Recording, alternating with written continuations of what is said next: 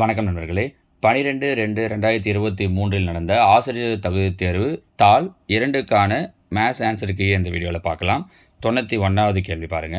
ஒரு வட்டக்கோண பகுதியின் ஆரம் மற்றும் பரப்பளவு முறையே 14 சென்டிமீட்டர் மற்றும் 123 1/5 சென்டிமீட்டர் ஸ்கொயர் எனில் அதன் மைய கோணத்தின் அளவு. அப்போ வட்டக்கோண பகுதியினுடைய பரப்பளவுக்கான ஃபார்முலா தெரியணும். நம்ம ஏற்கனவே பரப்பளவு சுற்றளவுக்கு வீடியோ போட்டிருக்கோம் இல்லையா, அதில் இந்த ஃபார்முலா சொல்லியிருப்போம். பரப்பளவுக்கு A = θ/360 × πr².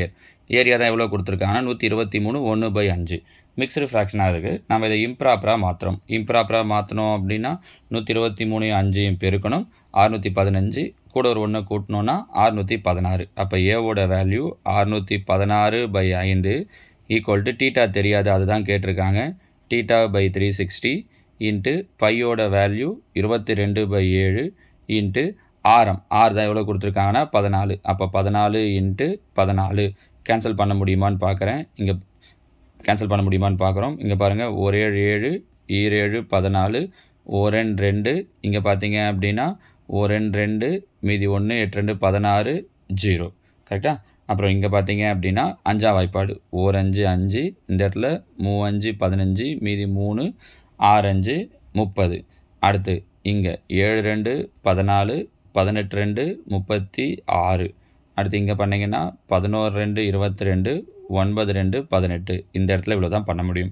அடுத்து என்ன பண்ணுறோம், மேலே பெருக்கல்ல 11 7 இருக்குது, கீழே 9 இருக்குது. இந்த பக்கம் என்ன இருக்குது, 616 இருக்குது.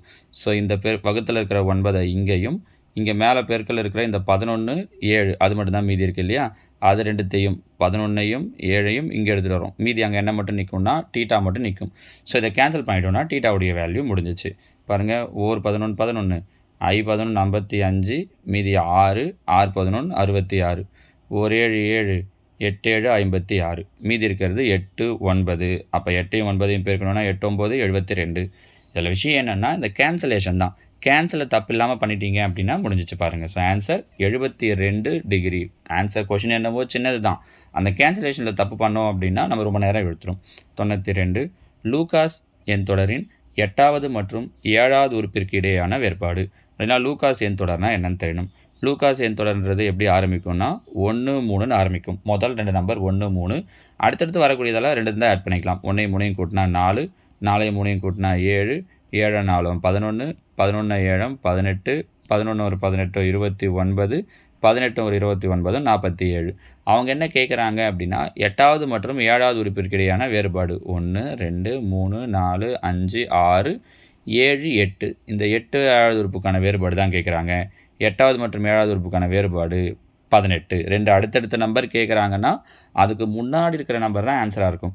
இல்லை அப்படின்னாலும் பரவாயில்ல, நீங்கள் 47லேருந்து 29 மைனஸ் பண்ணி பார்த்துடலாம்.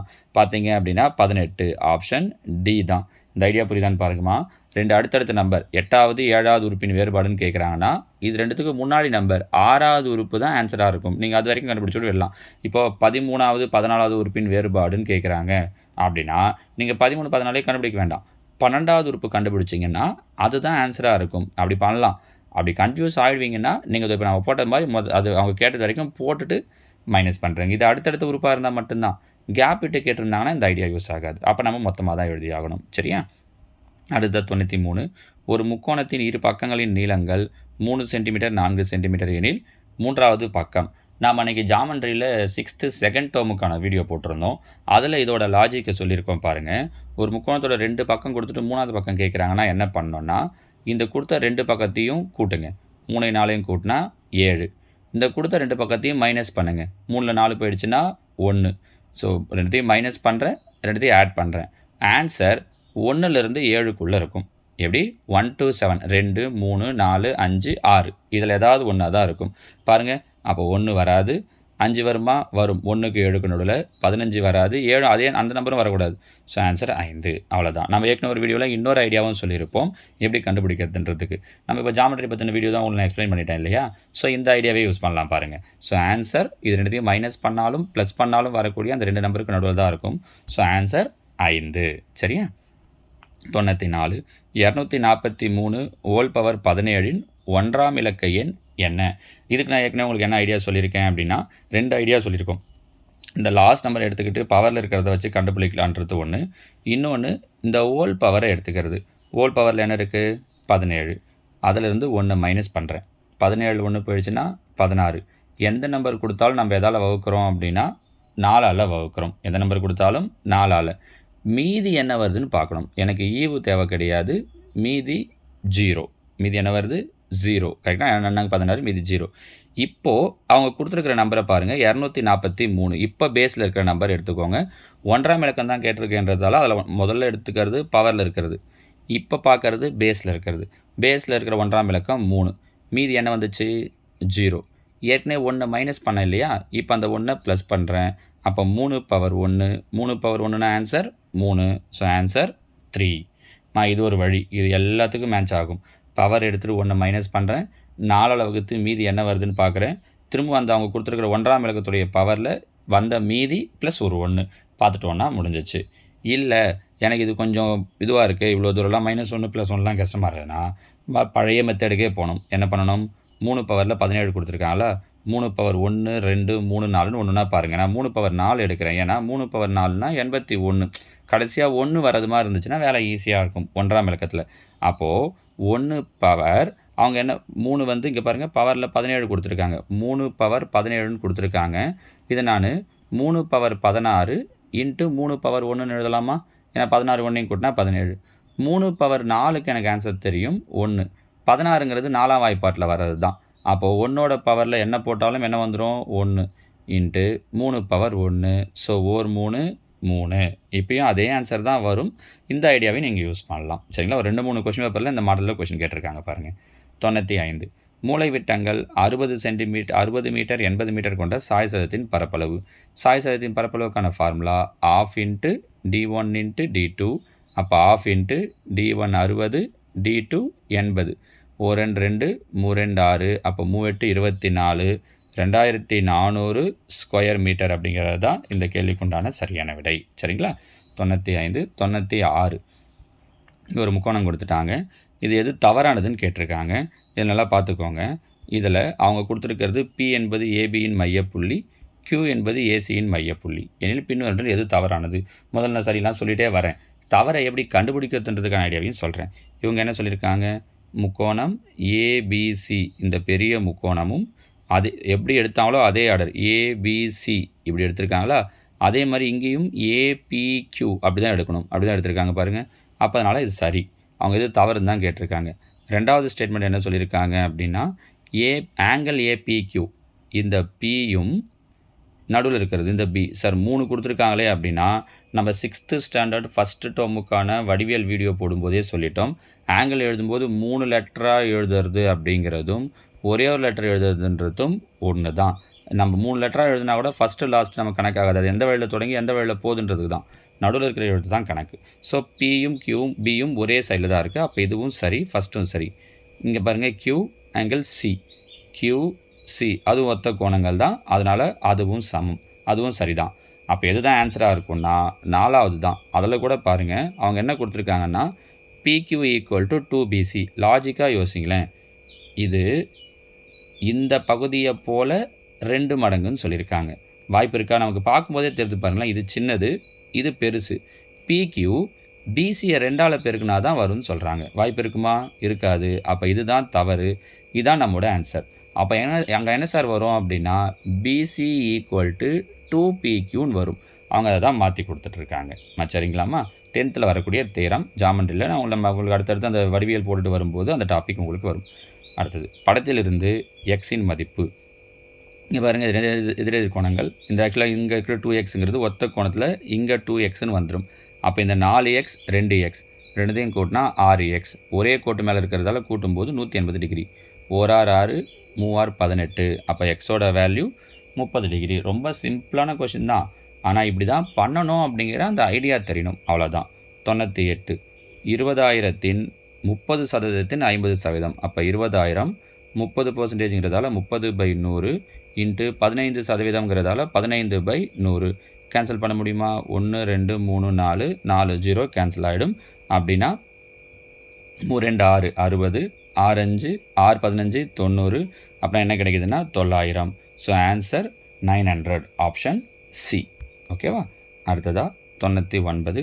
ஒரு கனசதுரத்தின் புறப்பரப்பளவு அதாவது பக்கப்பரப்பு 100 சென்டிமீட்டர் ஸ்கொயர் எனில் அதன் பக்கமானது. இங்கே பாருங்கள், புறப்பரப்புனா நம்ம டக்குன்னு மொத்த புறப்பரப்புக்கு போயிடக்கூடாது. இங்கிலீஷில் அழகாக சொல்லியிருக்காங்க லேட்ரல் சர்ஃபேஸ் ஏரியான்ட்டு. தமிழ்லையும் பக்கப்பரப்புன்னு கொடுத்துருக்காங்க பாருங்கள். அப்போ பக்கப்பரப்புக்கான ஃபார்முலா 4a². அதை தான் எவ்வளோன்னு கொடுத்துருக்காங்க அப்படின்னா 100. ஒரு நாள் 4, 25 100. அப்போ a² = 25னா a = 5. அவங்க பக்களவு தான் கேட்டிருக்காங்க. ஸோ பக்களவு 5 சென்டிமீட்டர். சரியா? 100வது கேள்வி. a - b = 7, ab = 6 எனில் a³ - b³.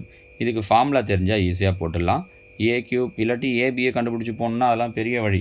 ஃபார்முலா தான் ஈஸியானது. a³ - b³ = a - b + 3ab × a - b. இந்த ஃபார்முலா ஞாபகம் வச்சுக்கோங்க. இது தெரிஞ்சுதான் இந்த இடத்துல முடிஞ்சிச்சு.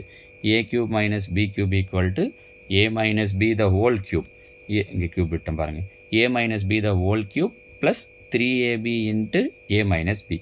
அப்போ a - b the whole cube. a - b உடைய வேல்யூ 7. 7 க்யூப் பண்ணோன்னா 343 ப்ளஸ் 3 × ab.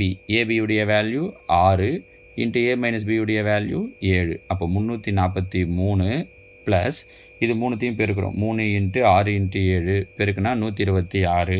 இது ரெண்டுத்தையும் கூட்டணும் அப்படின்னா 469. எங்கே தோ ஆப்ஷன் பி 469. ஓகேங்களா? 101. 2020ஆம் ஆண்டில் 53 ஞாயிற்றுக்கிழமைகள் கிடைக்க நிகழ்தகவு. முதல்ல என்ன பண்ணணும் அப்படின்னா 2100ங்கிறது லீப் ஆண்டா இல்லையான்னு தெரியணும். ஏன்னா லீப் ஆண்டா இருந்துச்சுன்னா ஆன்சர் 2/7, லீப் ஆண்டு இல்லைன்னா 1/7. இந்த 53 ஞாயிற்றுக்கிழமைகள், 53 சனிக்கிழமைகள், எந்த கிழமை சொன்னாலும் சரி, எதை சொன்னாலும் நிகழ்தகவுலேருந்து கேட்குறப்ப லீப் ஆண்டா இருந்துச்சு அப்படின்னா ஆன்சர் 2/7, லீப் ஆண்டு இல்லை சாதாரண ஆண்டுன்னா 1/7ன்னு கிடைக்கும். இந்த 2 ஆன்சரில் ஏதோ ஒன்று தான் வரப்போகுது. அப்போ 2100 லீப் ஆண்டா இல்லையான்னு எப்படி சார் கண்டுபிடிக்கிறது அப்படின்னா, சாதாரணமாக ஒரு வருஷமாக இருந்துச்சுன்னா 4ஆல் வகுத்து பார்த்தா போதும். 4ஆல் வகுப்பட்டதுன்னா அது லீப் ஆண்டுன்னு சொல்கிறோம். ஆனால் நூற்றாண்டாக இருக்குன்னா 2100 அப்படிங்கிறது நூற்றாண்டு பாருங்கள். நூற்றாண்டாக இருந்தால் எதால் வகுக்கணும் அப்படின்னா 400ஆல் வகுக்கணும். 6ஆம் வகுப்பு புத்தகத்தில் இருக்கக்கூடியது மாதிரி லீப் ஆண்டாக இருந்துச்சுன்னா 400ஆல் வகுக்கணும். பாருங்கள், 0 0 0 0 கேன்சல் ஆகிடும். 21/4ங்கிறது 4ஆல் முழுசாக வகுப்படாது பாருங்கள். அப்போ இது என்ன கிடையாது அப்படின்னா லீப் ஆண்டு கிடையாது, சாதாரண ஆண்டு. ஸோ சாதாரண ஆண்டாக இருந்துச்சுன்னா ஆன்சர் 1/7. So option C 1/7. ஏன்னா நம்ம என்ன நினைப்போம் அப்படின்னா 4ஆல் வகுத்து பார்த்து 2100ங்கிறது 4ஆல் வகுப்படுது. அப்போ இது லீப் ஆண்டு, ஆன்சர் 2/7ன்னு போட்டுருவோம் பாருங்கள். லீப் ஆண்டு கிடையாது, சாதாரண ஆண்டுங்கிறதால ஆன்சர் 1/7. ஓகேவா? அடுத்து 102. முக்கோணம் ஏபிசியில் பக்கங்கள் ஏபி பிசி கொடுத்துட்டு ஏசி என்ன அப்படின்னு கொஸ்டின் கேட்டிருக்காங்க. அப்போ இது பாருங்கள், இது செங்கோண முக்கோணம். அவங்களே 90 டிகிரின்னு கொடுத்துருக்காங்க இந்த இடத்துல. கரெக்டாக? அப்போ கர்ணம் ஸ்கொயர் = பக்கம் ஸ்கொயர் ப்ளஸ் பக்கம் ஸ்கொயர். 5 ஸ்கொயர் பண்ணால் 25, 3 ஸ்கொயர் பண்ணால் 9, 25 9 கூட்டினா 34. இது கர்ணம் ஸ்கொயர். நமக்கு கர்ணம் தேவை அப்படின்னா ரூட் எடுக்கணும். அப்போ ரூட் ஆஃப் 34. 34க்கு ரூட் எடுக்க முடியாது, அதனால் ஆன்சர் அப்படியே வச்சிடலாம். இது கொடுத்துருக்காங்க பாருங்கள், ரூட் 34. Option D. 103. ஒரு செவகத்தின் நீளம் 24 சென்டிமீட்டர், அதன் மூலை விட்டம் 26 சென்டிமீட்டர் எனில் பரப்பளவு. இங்கே பாருங்கள், செவகத்துடைய நீளம் 24ன்னு கொடுத்துட்டாங்க, அதோட மூலை விட்டம் இது 26. நமக்கு செவகத்தின் பரப்பளவு கண்டுபிடிக்கணும்னா ஃபார்முலா L × B. அப்போ இந்த B என்னங்கிறது தெரியணும், அகலம். மறுபடியும் பாருங்கள், இது ஒரு செங்கோண முக்கோணம். செவகண்டு தான், இதில் கண்டிப்பாக 90 டிகிரி தான் இருக்கும். அப்போ நமக்கு கர்ணம் தெரியும், ஒரு பக்கம் தெரியும், இன்னொரு பக்கம் கண்டுபிடிக்கணும். கர்ணம் ஸ்கொயர் 26. 26 ஸ்கொயர் பண்ணோம் அப்படின்னா 676. பக்கம் 24 ஸ்கொயர் பண்ணோன்னா 576. 676லேருந்து 576 மைனஸ் பண்ணோன்னா 100. 100ங்கிறது எதோட ஸ்கொயர்? 10ஓட ஸ்கொயர். அப்போ இந்த பக்கம் அகலம் என்ன தெரிஞ்சிருச்சு? 10. இதை கண்டுபிடிக்கிறது தான் வேலை. பரப்பளவு பிரச்சனை கிடையாது. நீளத்தையும் அகலத்தையும் பெருக்க போகிறோம். நீளம் 24, அகலம் 10ன்னு கண்டுபிடிச்சிட்டோம். 24யும் 10யும் பெருக்கணும்னா 240 தான் இந்த கேள்விக்கு உண்டான சரியான விடை. 240 ஸ்கொயர் சென்டிமீட்டர். Option C. ஓகேவா? அடுத்ததாக 104.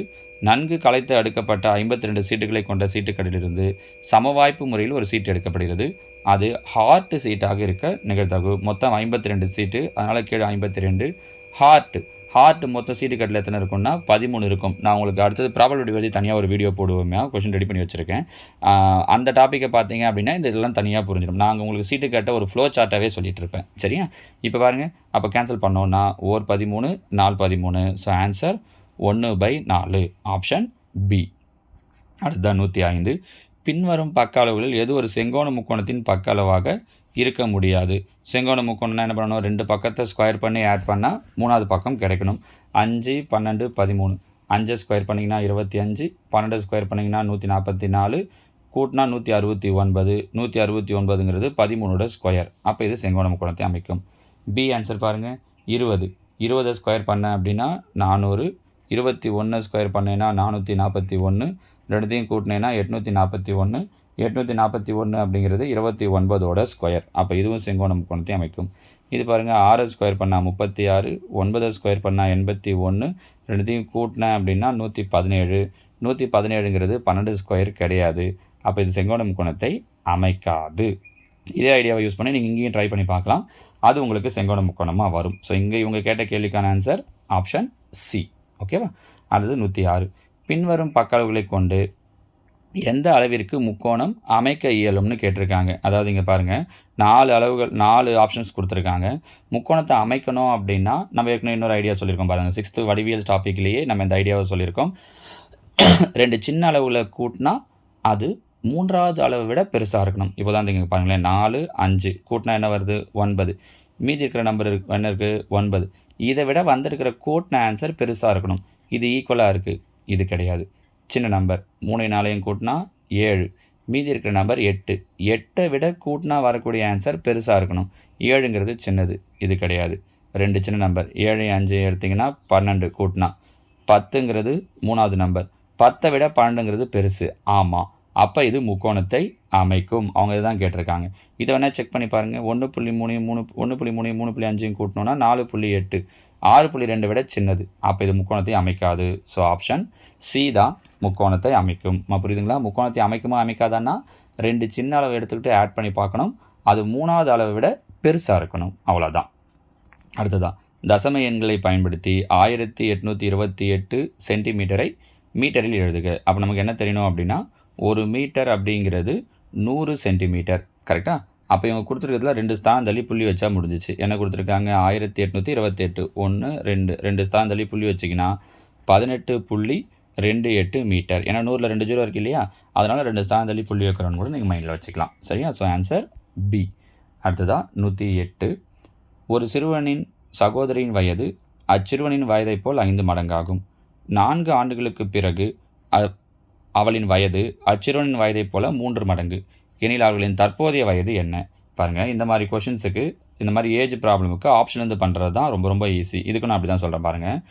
சிறுவனின் சகோதரின் வயது சிறுவனின் வயதை போல் 5 மடங்கு. இங்கே ஆப்ஷன் கொடுத்துருக்காங்க பாருங்கள். 5ஆல் பெருக்குனா வரணும். 4 5 20 கரெக்டாக இருக்குது. 8 5 40 வந்திருக்கணும். அப்போ இது கிடையாது. 24 5ஆல் பெருக்குனா 72 வருமா? அப்போ இதுவும் கிடையாது. 5 25. ஸோ 5 மடங்குன்னு சொன்னதால் இந்த சின்ன நம்பரை 5ஆல் பெருக்கி பார்க்குறேன். அப்படின்னா என்கிட்ட 2 ஆப்ஷன் கேன்சல் ஆகிட்டு 2 ஆப்ஷன் நிற்குது. அடுத்தது பாருங்கள். 4 ஆண்டுகளுக்கு பிறகு. 4 ஆண்டுகளுக்கு பிறகுனா இப்போ இந்த ஆன்சர் எடுத்துக்கிறேனே. இவங்களுக்கு இப்போ 4 வயசு, அந்த பாப்பாவுக்கு 20 வயசு. 4 வருஷம் கழித்து என்னவாயிடும்? 8. இவங்களுக்கு என்னவாயிடும்? 24. கரெக்டாக? இந்த ஆப்ஷனில் பாருங்கள். 4 வருஷம் கழித்து 5 நாளும் 9, 25 நாளும் 29 ஆகிடும். அவங்க என்ன சொல்லியிருக்காங்கன்னா, 4 ஆண்டுகளுக்கு பிறகு அச்சிறுவனின் வயதை போல் 3 மடங்கு. இப்போ 3ஆம் வாய்ப்பாட்டில் வரணும். பாருங்கள், 3 8 24, 3 9 27ன்னு வருது பாருங்கள். அப்போ இது ஆன்சர் கிடையாது. So answer option A. புரிஞ்சுக்க முடியுதா? வயது கணக்கை பொறுத்த வரைக்கும் ரொம்ப ஈஸியாக நம்மளால் இந்த மாதிரி ஆப்ஷன்லேருந்தே பண்ண முடியும். சரிங்களா? அடுத்ததாக 109. Match the following. ஒரு ஃப்ளோ சார்ட் மாதிரி கொடுத்துட்டு இதுலேருந்து மேட்ச் கேட்டிருக்காங்க. இது ஆக்சுவலாக 7th ஸ்டாண்டர்ட் 3rd டேர்மில் அவங்க இந்த சிம்பிளுக்கு எல்லாம் என்ன விளக்கங்கள் அப்படிங்கிறத சொல்லியிருக்காங்க. நம்ம அதை ஒரு வாட்டி தெரிஞ்சுக்கிட்டோம் அப்படின்னா இங்கே வந்து சொல்கிறதுக்கு ஈஸியாக இருக்கும். ஸோ நான் உங்களுக்கு முதல்ல அதை சொல்லிடுறேன். அதுக்கப்புறமா நம்ம இந்த கேள்விக்கு ஆன்சர் பண்ணுவோம். இதில் பாருங்கள், 7th தகவல் செயலாக்கம் இன்ஃபர்மேஷன் டெக்னாலஜி டாப்பிக்கில் இதை கொடுத்துருப்பாங்க. நம்ம இதில் ஃபஸ்ட்டு இந்த அம்புக்குறி மாதிரி வருது அப்படின்னா என்ன அர்த்தம் அப்படின்னா, இந்த அம்புக்குறிக்கு அது அம்புக்குறினே தான் சொல்லுவோம். அதோட பேரையும் சொல்லியிருப்பாங்க, பொருள் என்னன்னு சொல்லியிருப்பாங்க. அம்புக்குறி எதுக்கு யூஸ் பண்ணுவோன்னா, அந்த வடிவங்களை இணைக்கிறதுக்கு பயன்படுத்துறதோட அறிவுறுத்தலின் ஓட்டத்தையும், இப்போ அடுத்தடுத்த ஸ்டேஜுக்கு வரும்போது இதுலேருந்து இது வருது, இதுலேருந்து இது வருது, இங்கேருந்து இது வருது அப்படின்னு சொல்கிறதுக்கு என்ன பண்ணுவாங்க அப்படின்னா இந்த அம்புக்குறியை பயன்படுத்துவாங்க. சரியா?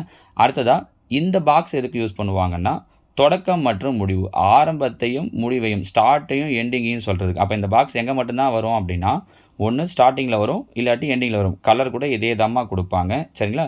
நீங்கள் இது ரெக்டாங்கிள் கிடையாது, நல்லா பார்த்து வச்சுக்கோங்க. இது ரெக்டாங்கிள் பாக்ஸ் கிடையாது. இந்த முனையில இப்படி கர்வான மாதிரி இருக்கும் பாருங்கள். சரிங்களா? நீள்வட்ட ஷேப்பில் இருக்கும். ஸோ இதை தான் எக்ஸாக்டாக நீள்வட்டமும் கிடையாது. தொடக்கம் முடிவு, அதாவது ஒரு பணியின் தொடக்கத்தையும் முடிவையும் குறிக்கிறதுக்கு இந்த ஷேப்பை பயன்படுத்துவோம். அடுத்தது இந்த சாஞ்ச மாதிரி இணைகர ஷேப்பில் இருக்குது பார்த்தீங்களா?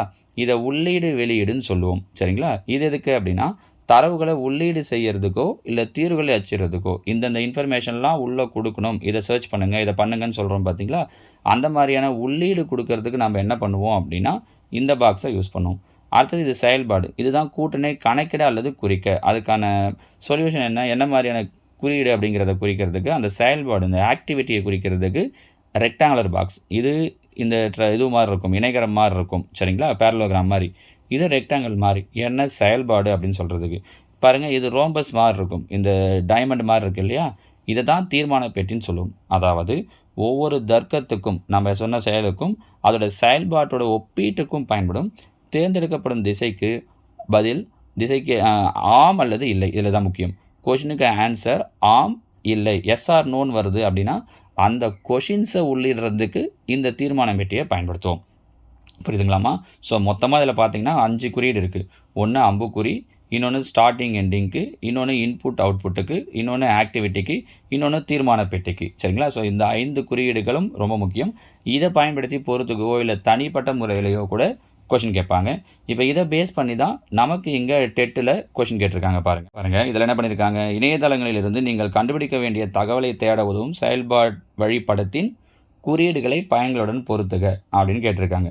இப்போ இதில் ஃபஸ்ட்டு ஸ்டார்ட் எண்டுக்கு நம்ம அங்கேருந்தே தொடங்குவோமா? இதில் அம்புக்குறி கொடுக்கல. முதல்ல என்ன சொல்லியிருந்தோம், அம்புக்குறி தான் சொல்லியிருந்தோம், அதை இணைக்கிறதுக்கு. இங்கே அம்புக்குறி எதுவும் இல்லை, அப்போ அது பிரச்சனை இல்லை. ஸ்டார்ட்டு எண்டு, ஸ்டார்ட்டுக்கும் எண்டுக்கும் எதை சொன்னோம் ஞாபகம் இருக்குங்களா? நம்ம இந்த ஒரு எலிப்ஸ் மாதிரியானது செவ்வகத்திலேயே இந்த சைடில் இது பண்ணது இதோ இருக்குது பாருங்கள். அப்போ 4வதுக்கு என்ன வரும் அப்படின்னா 2 வரும். ஏன்னா கொஞ்சம் அது ஈஸியாக புரிஞ்சிக்க முடியும் அப்படிங்கிறதுக்காக. சரியா? எஸ்ஆர் நோ டைப்புக்கு ரோம்பஸ். இதெல்லாம் கொஸ்டின் உங்களுக்கு அண்டர்ஸ்டாண்ட் பண்ணிக்கிறதுக்கும் பார்த்த உடனே சொல்கிறதுக்கும் ஈஸியாக இருக்கும். எஸ்ஆர் நோ டைப் பாருங்கள். Do you know the record URL? உங்களுக்கு அந்த யூஆர்எல் தெரியுமா? எஸ் ஆர் நோன்னு தான் சொல்லுவோம். ஆமாம் தெரியும். அந்த வெப்சைட் தெரியுமா? தெரியும், இல்லை தெரியாதுன்னு சொல்ல போகிறோம். அப்போ இதுக்கு இந்த ரோம்பஸ் ஷேப். அப்போ 1க்கு என்ன வந்துடும் அப்படின்னா 3வது வந்துடும். புரியுதா? அடுத்தது ஓப்பன் த வெப் ப்ரௌசர். 2வது பாருங்கள், நம்ம அந்த ப்ரௌசரை ஓப்பன் பண்ணணும். நம்ம அதுக்கான செயல்பாடு என்னங்கிறத கொடுக்குறோம்.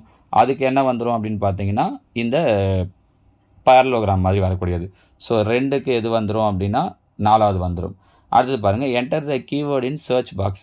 நம்ம என்ன கீவேர்டு சர்ச் பண்ணுறோம், இதுதான் சர்ச் பண்ணுன்னு சொல்கிறோம் பார்த்தீங்களா? அப்போ அதை நம்ம சொல்கிறதுக்கு எது வந்துடும் அப்படின்னா இந்த ரெக்டாங்கிள் பாக்ஸ். ஸோ 3வதுக்கு ஃபஸ்ட்டு. ஸோ ஆன்சர் எப்படி இருக்கணும்?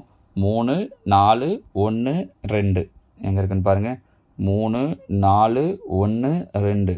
3 4 1 2. ஆப்ஷன் பி தான் இந்த கேள்விக்கு உண்டான சரியான விடை. சரிங்களா?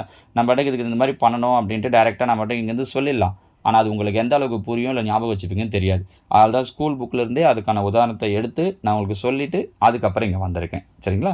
அடுத்ததான் 110. 2 ஈரிலக்க எண்களின் பெருக்கல் பலன் 300. அவற்றின் மீபேக்கா 5 எனில் அந்த எண்கள். ஸோ ஈரிலக்க எண்களை பெருக்குனா 300 வரணும். கீழே இருக்கிற ஆப்ஷனில் எது 300 வருதுன்னு பார்ப்போமா? 300 300 300 300 எல்லாமே 300 தான் வருது. அப்போ அடுத்த ஆப்ஷன் வருவோம். மீபேக்கா HCF 5. 20க்கும் 15க்கும் HCF எடுத்திங்கன்னா 5. 10க்கு 30க்கு HCF எடுத்திங்கன்னா 10ஆம் வாய்ப்பாட்டில் வரும் பாருங்கள் 10. அப்போ இது கிடையாது, ஏன்னா அவங்க 5ன்னு சொல்லியிருக்காங்க. 2ம் 150ம் 2ஆம் வாய்ப்பாட்டில் மட்டும்தான் வரும். அப்போ இதுவும் கிடையாது. 30 10 அதே தான் 10ஆம் வாய்ப்பாட்டில் வரும். அப்போ இதுவும் கிடையாது. ஸோ ஆன்சர் 20,15 முடிஞ்சு. 2 கண்டிஷனையும் சாட்டிஸ்ஃபை பண்ணுறது 20,15 மட்டும்தான். ஸோ அதுதான் நம்மளோட ஆன்சரும் கூட. சரிங்களா? அடுத்ததாக 111. ஒரு முக்கோணத்தின் தாங்கு மையம் என்பது. முக்கோணத்தோட தாங்கு மையம் நம்ம எப்பவுமே எதை சொல்லுவோம் அப்படின்னா அதோட சென்ட்ராய்டு, நடுக்கோட்டு மையத்தை தான் சொல்லுவோம். நடுக்கோட்டு மையம் அப்படிங்கிறது என்ன அப்படின்னா ஒரு முக்கோணம் இருக்குது அப்படின்னா அதோட ஆப்போசிட் சைட்ஸை பிரிக்கிறது, ஈக்குவலாக பிரிக்கிறது மாதிரி நடுக்கோடுன்னு சொல்லுவாங்க. இங்கேருந்து இதோட எதிர்பக்கங்களுக்கு வரையக்கூடிய இந்த எதிர்பக்கங்களுடைய மைய புள்ளிகளுக்கு வரையக்கூடிய கோடு தான் நடுக்கோடு. அது 3ம் சந்திக்கிற புள்ளி தான் நடுக்கோட்டு மையம். அந்த நடுக்கோட்டு மையத்தை தான் நம்ம முக்கோணத்தோட தாங்கு மையம் அப்படின்னு சொல்லுவோம். சரிங்களா?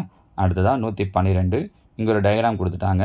இதில் ஓங்கிறது வட்டத்தோட மையம்னு சொல்லிட்டு OGF 24 இருந்ததுன்னா FEG என்ன அப்படின்னு கொஸ்டின் கேட்டிருக்காங்க. இப்போ இதில் பாருங்கள், ஃபஸ்ட்டு இங்கே நடுவில் இந்த முக்கோணத்தை எடுத்துக்கலாம். OFG. இது முக்கோணத்தோட மையம், இது ரெண்டும் வட்டத்து மேலே இருக்கக்கூடிய பகுதிகள்ன்றதால இந்த 2 சைடும் எப்படி இருக்கும்னா சேமாக இருக்கும். முன்னாடியே சொல்லியிருக்கோம், 2 பக்கம் ஈக்குவல்னா அதுக்கு எதிரில் இருக்கிற கோணங்களும் ஈக்குவல். இதுதான் OGF. இதை தான் அவங்க எவ்வளோ சொல்லியிருக்காங்கன்னா 24. அப்போ இது 24 இதுக்கு எதிரில் இருக்குது அப்படின்னா இதுக்கு எதிரில் இருக்கிற இதுவும் என்னவாக இருக்கும் 24. ஒரு முக்கோணத்தில் 3 கோணங்களை கூட்டினா 180 டிகிரி. 24 24 48 போயிடுச்சு அப்படின்னா மீதி 132. அப்போ இந்த O என்னவாக இருக்கும் அப்படின்னா 132 டிகிரியாக இருக்கும். நான் கரெக்டாக நான் உள்ளே இருந்து சின்ன முக்கோணத்தை மட்டும் எடுத்துக்கிட்டேன். இப்போ இதை அப்படியே எக்ஸ்டெண்ட் பண்ணுறேன், இப்படி வருது. இந்த கோணம் தான் அவங்க கேட்குறாங்க பாருங்கள், FEG. இந்த கோணம் என்னன்றது தான் கேள்வி.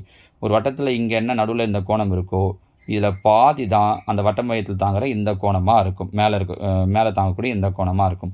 அப்போது O 132னா மேலே இருக்கிற அதில் பாதி. So divided by 2, 6 2 12. So answer 66 degree. இதை புரியறதுக்காக தான் முதல்ல இந்த சின்ன முக்கோணத்துலேருந்து எடுத்துக்கிட்டது. நான் புரிஞ்சிக்க முடியுதா? இது உங்களுக்கு ரொம்ப ஈஸியான கொஷின் தான். ஏன்னா நிறைய பேர் எதில் பயப்படுறீங்கன்னா இந்த ஜாமெட்ரி சம்மில் பயப்படுறீங்க. ஐயோ வடிவேலில் பெருசு பெருசாக கேட்டுருவாங்களோ, டஃப்பாக இருக்குமோ அப்படின்ட்டு. அப்படிலாம் ஒன்றுமே இல்லை. டெட்டை பொறுத்த வரைக்கும், டிஆர்பியை பொறுத்த வரைக்கும் ரொம்ப ஈஸியாக தான் இருக்கும். அந்த ஐடியா என்னங்கிறத நீங்கள் புரிஞ்சுக்கணும். அடுத்தது இங்கே பாருங்கள், 3ஐ ஒரு இலக்கமாக கொண்ட ஈரிலக்க எண்கள் எத்தனை உள்ளன? 3 ஒரு இலக்கமாக இருக்கணும், அது 2 டிஜிட் நம்பராக இருக்கணும். அப்போ இதில் 3 வராது 2 டிஜிட்ன்றதால. அப்போ எதுலேருந்து வரும்? 13 வரும். 13, 23, அடுத்தது 30 வரும் பாருங்கள். 30லேயும் 3ன்றது ஒரு நம்பர் இருக்குது. அடுத்தது 31, 32, 33, 34, 35, 36, 37, 38, 39. அடுத்தது எது வந்துடும்? 43 வந்துடும். 43, 53, 63, 73, 83, 93. இது நம்பர்ஸ் இருக்குது ஈரிலக்க எண்களில். 3 ஒரு இலக்கமாக கொண்டு எத்தனை நம்பர் இருக்குதுன்னு பாருங்கள். அவங்க எத்தனை நம்பர் இருக்குதுன்னு கேட்குறாங்க. 1 2 3 4 5 6 7 8 9 10 11 12 13 14 15 16 17 18. ஸோ மொத்தம் எத்தனை எண்கள் இருக்குது அப்படின்னா 18 எண்கள் இருக்குது. Option A 18. சரியா? 114. பின்வரும் இணைகளில் எவை இரட்டை பகா எண்கள்? அன்றைக்கி கம்யூனிட்டி கொஷனில் சொல்லும்போதே கூட நான் விட்டுருந்தேன் பாருங்கள். இரட்டை பகா எண்கள்லாம் என்னென்னு தெரியுமான்ட்டு. இரட்டை பகா எண்கள்னால் 2 அடுத்தடுத்த பகா எண்களாக இருக்கணும், அதோட டிஃபரன்ஸ் 2ஆக இருக்கணும். புரியுதான்னு பாருங்கள். இப்போ 29 37 ரெண்டும் பகா எண் தான், ஆனால் டிஃபரன்ஸ் 2 கிடையாது. அப்போ இது ஆன்சர் இல்லை.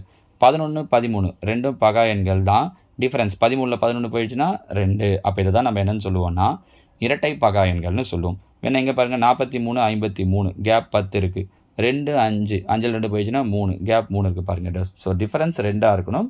அப்படி இருந்து ரெண்டுமே பகா எண்ணாக இருக்கணும். அப்படி இருந்துச்சுன்னா தான் அதை நம்ம இரட்டை பகா எண்கள், ட்வின் ப்ரைம்ஸ் அப்படின்னு சொல்லுவோம். சரிங்களா? So answer option B 11, 13. வேறு ஏதாவது இந்த மாதிரி ட்வின் ப்ரைம்ஸ் இருந்தால் நீங்கள் கீழே கமெண்ட்டில் சொல்லுங்களேன், பார்க்கலாம். சரியா? அடுத்தா பாருங்கள் 115.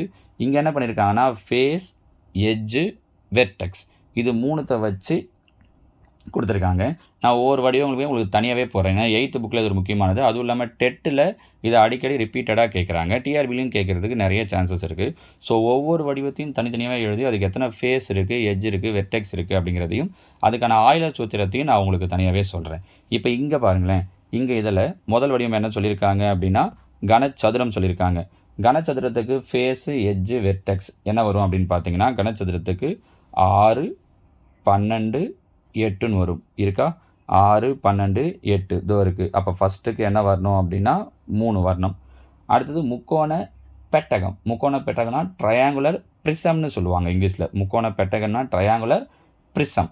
ட்ரையாங்குலர் ப்ரிசமுக்கு என்ன வரும்? ஃபேஸு, எட்ஜு, வெர்டெக்ஸ்னு பார்த்தீங்கன்னா 5 9 6ன்னு வரும். 5 9 6 எங்கே இருக்குது? இதோ 5 9 6. அப்போ 4வது. அடுத்தது முக்கோண பிரமிடு, ட்ரையாங்குலர் பேஸ்டு பிரமிடு. இது முக்கோண பெட்டகம் ப்ரிசம், இது முக்கோண பிரமிடு ட்ரையாங்குலர் பிரமிடு. இதுக்கு என்ன வரும் அப்படின்னு பார்த்தீங்கன்னா 4 6 4ன்னு வரும். எங்கே இருக்குது? 4 6 4 இதோ ஃபஸ்ட் ஆப்ஷன். இதாச்சா? சதுர pyramid, square based pyramid. Square based பிரமிடுக்கு என்ன வரும்னு பார்த்தீங்கன்னா 5 8 5ன்னு வரும். எங்கே இருக்குது? இதோ இருக்குது பாருங்கள், 2வது. ஸோ ஆன்சர் என்ன வரணும் அப்படின்னா 3 4 1 2. எங்கே இருக்குதுன்னு பாருங்கள், 3 4 1 2. எவ்வளோ நேரம் தேடினாலும் இருக்காது. அந்த ஆப்ஷனே அவங்க கொடுக்கல.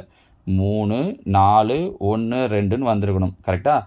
அந்த ஆப்ஷனே அவங்க கொடுக்கல, மாற்றி மாற்றி கொடுத்துருக்காங்க. அதனால தான் அவங்க என்ன கொடுத்துட்டாங்கன்னா ஆன்சர் கீ கொடுக்கும்போது ஸ்டார் போட்டு கொடுத்துட்டாங்க. இப்போ நம்ம சொன்னது உங்களுக்கு தெரிஞ்சது இல்லையா?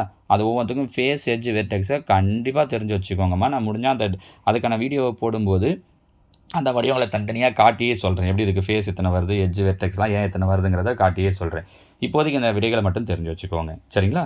அடுத்ததாக 116 1 - m கியூபின் காரணிகள். இதுக்கு ஃபார்முலா தெரியணும் பாருங்கள்.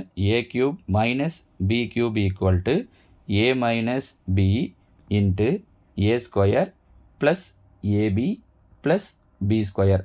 முன்னாடி நம்ம இதே a cube minus b cube formula தான் முன்னாடி ஒரு கொஸ்டினில் யூஸ் பண்ணோம். ஆனால் அங்கே வேறு ஃபார்முலா, இங்கே வேறு ஃபார்முலா. அங்கே இதுக்கு ரெண்டு ஃபார்முலா இருக்குது. அங்கே அதை யூஸ் பண்ணால் தான் ஆன்சர் வரும், இங்கே எது யூஸ் பண்ணால் தான் ஆன்சர் வரும்ன்றதால் நம்ம சொல்லியிருக்கோம்.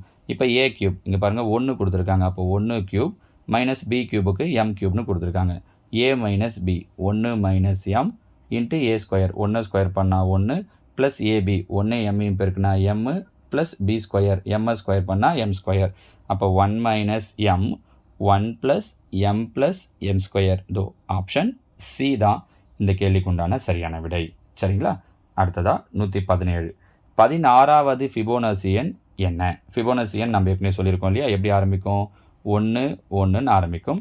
அடுத்து 2 2ஆக கூட்டணும். 1 1 கூட்டினா 2, அடுத்தது 3 5. இது நம்ம ஏற்கனவே நிறைய வீடியோவில் சொல்லிட்டோம். கரெக்டாக? இந்த டாப் 10 மூவிஸில் சொல்கிறது மாதிரி மறுபடியும் நம்ம சொல்லிட்டு வர வேண்டாம். முன்னாடி சொன்ன ஏறக்குறைய எல்லா வீடியோலையுமே சொல்லியிருப்போமா இருக்கும். ஃபிபோனசி நம்பரை யூஸ் பண்ணி அவங்க கேட்காத கொஷின் பேப்பரே கிடையாது பாருங்கள். அதில் நம்ம இதை அடுத்தடுத்து ஆட் பண்ணிகிட்டே வரணும்.